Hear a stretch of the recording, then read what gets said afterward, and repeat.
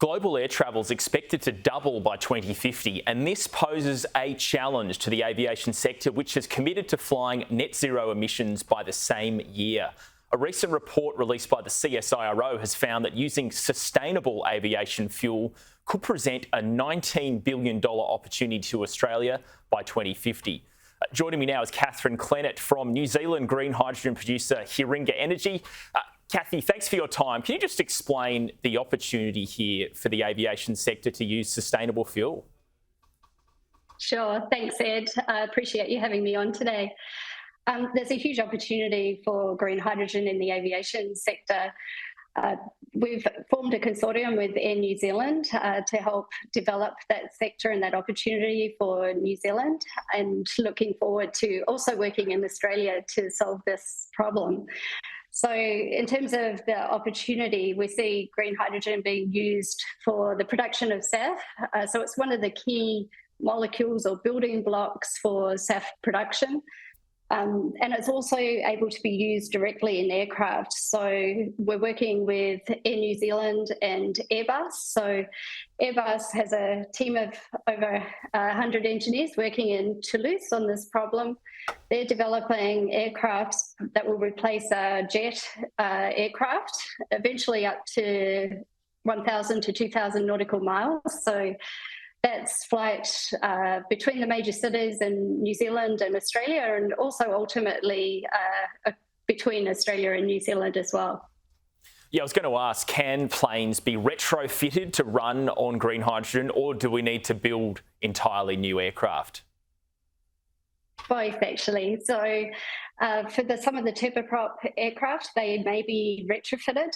For the longer distance jet aircraft, they'll be new. So that's what Airbus is working on right now.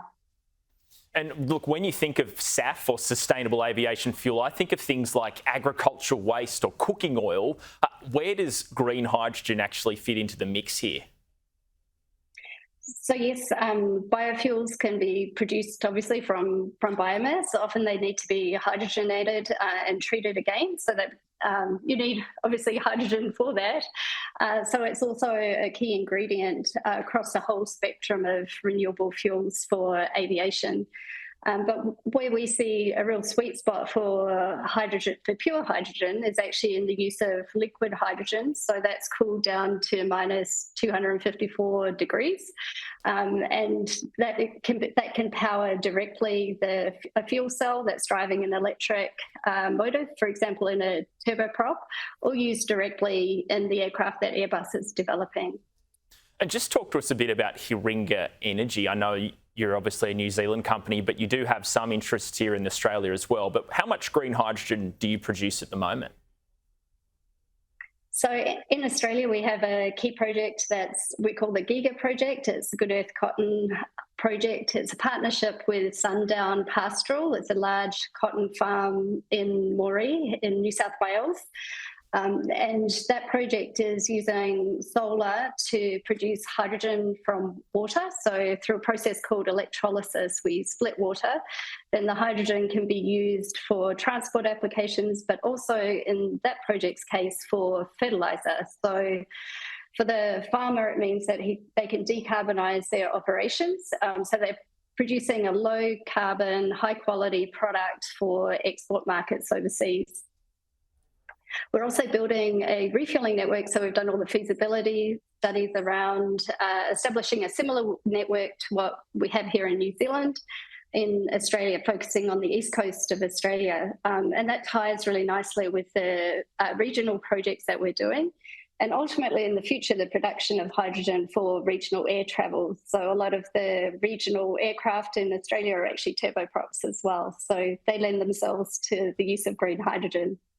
Yeah, what sort of distances can these aircraft fly? Is it, for example, I know the Sydney to Melbourne route is one of the busiest domestic routes in the world. Would that be an appropriate route, or is that too long, or is that fine? That would be an appropriate route. So that would, for the aircraft that Airbus is developing, obviously the turboprops don't tend to do that route. So they do the shorter distances into regional Australia. So the larger planes that Airbus is developing would be suitable for that route. And actually, it's a really good use of hydrogen. So if you look at the alternatives, yes, SAF is an alternative as well, and it allows you to use your existing fleet as a drop-in fuel. But SAF production is also expensive. So once you've produced the green hydrogen molecule, you then need to synthesize a new molecule and combine that with carbon to produce SAF to go into those aircraft. So we do see there's going to be quite a strong demand for hydrogen and also a really strong demand for SAF, but there'll also be a limited supply. So this is where we see a need for all of the solutions. So we need all the tools in the toolkit to really decarbonise aviation. Well, Cathy Clennett from Hiringa Energy, thanks so much for your time today. Thank you so much. Really appreciate it. Thank you.